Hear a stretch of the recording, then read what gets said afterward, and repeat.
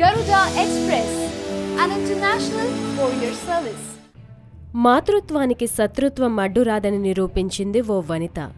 2 ఇస్లాం దేశాల నడుమ పోరు ఉన్నా ఓ నర్సు మానవత్వంతో వ్యవహరించిన తీరు ప్రపంచాన్ని ఆకర్షించింది.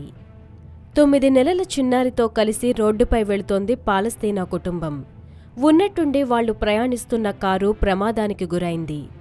ఈ ప్రమాదంలో ఆ పసివాడి తండ్రి అక్కడికక్కడే చనిపోగా తల్లి కొన ప్రాణంతో తల్లడిల్లుతోంది. అయితే పసివాడు ప్రాణాలతో బయటపడ్డాడు. వాళ్లను హాస్పిటల్కు తరలించి చికిత్స అందిస్తున్నారు స్థానిక పోలీసులు. అయితే తల్లిపాల కోసం గుక్కపట్టి ఏడుస్తున్నా ఆ పాలస్తీనా చిన్నారికి తన తల్లి పాలు ఇచ్చే పరిస్థితిలో లేదు. తల్లి కొన ఊపిరితో ఉండగా అదేమీ తెలియని ఆ చిన్నారి పాల కోసం ఏడవడం మొదలుపెట్టాడు. డబ్బా పాలిచ్చినా తాగడం లేదు ఆ పసివాడు. హాస్పిటల్లోని ఉలా అనే ఇజ్రాయిల్ నర్సు ఆ చంటోడికి తన చనుబాలు పట్టించి ఏడుపును ఆపింది. ఈ ఘటన హాస్పిటల్లోని అందరినీ ఆకర్షించింది. ఆ పసివాడికి అమ్మ ప్రేమను పంచి కంటి నిండా నిద్రపుచ్చింది నర్సు ఉలా. అమ్మతనం ముందు శత్రుత్వం అడ్డురాదని నిరూపించింది ఈ నర్సు.